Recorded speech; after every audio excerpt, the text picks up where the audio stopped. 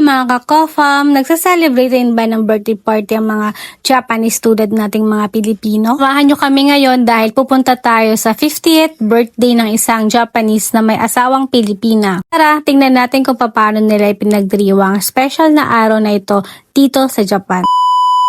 Medyo maulan ang panahon ngayon dahil tag-ulan na dito sa Japan, pero kahit umuulan, tuloy pa rin tayo. Hindi naman kalayuan ang bahay nila sa amin, mga 25 minutes lang ang biyahe gamit ang kotse. Ang celebrant ay asawa ng isa sa mga malalapit kong kaibigang Pinay na si Jo.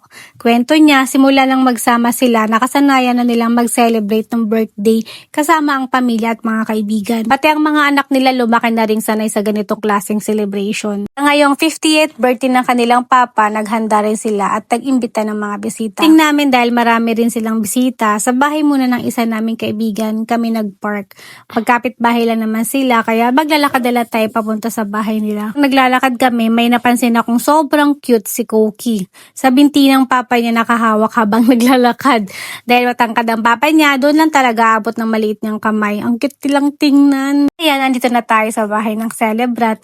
May mga nauna na ring dumating na bisita, kaya tara, pasok na tayo at samahan niyo kami sa celebration na ito. Pagdating namin, inabutan namin si Jo at ang sister niya na abala pa rin sa pag-prepare ng mga pagkain. Sobrang busy kasi sila sa work nitong mga nakarang araw, kaya kinapos daw sila ng oras. May pa rin silang hinihintay ng mga bisita, kaya tuloy-tuloy pa rin ang pag-aayos nila. Ito naman ang mga inihanda nila. Halo-halo ang pagkain, may mga paboritong Filipino dishes at syempre, iba't ibang Pinoy desserts. Ang gagaling talaga nilang gumawa ng desserts. Bukod sa masarap na, ang ganda pa ng pagkakapresent nila sa bawat pagkain. Talagang pinaglaanan nila ng oras at effort. Active na asawa.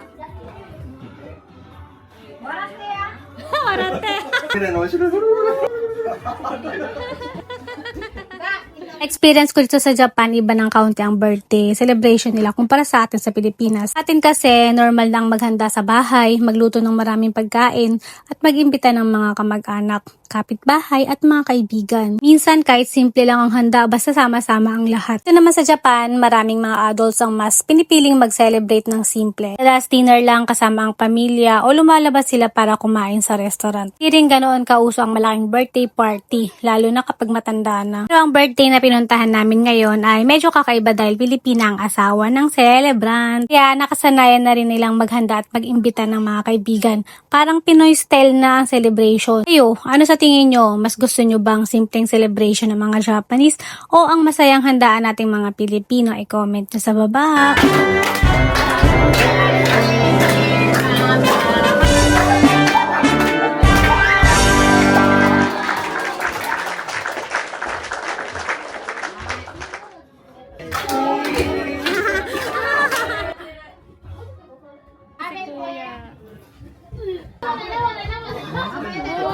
Bagong kapitan. Yahoo! Isashiburi! Kami ay nakikikain dito kasi birthday ni Kuya. Naghahanap ako ng jowa. Charot lang. Ano pa? Ano nakita mo yan? Nakilala mo. Hi ka daw sa vlog. Hindi na nakapagsalita. Haggard na. Sobrang hard. Bago makalimutang lahat, bago kami umuwi sa kanya-kanya naming mga bahay, hindi talaga nila makakalimutan magpasyaron. Kaya kami naman, game na nagbabalot ng mga iuwi namin pagkain, habang sina Koki at Papa Ken ay naghihintay sa busy kong pagte-take home. Ang sasarap kasi ng mga pagkain, talagang naparami ang kain ko, kaya pag uwi, hindi na talaga ako magdi-dinner. Busog na busog pa rin. Busog ang tiyan, busog din ang puso sa tawanan, kwentuhan, at masasayang alaala.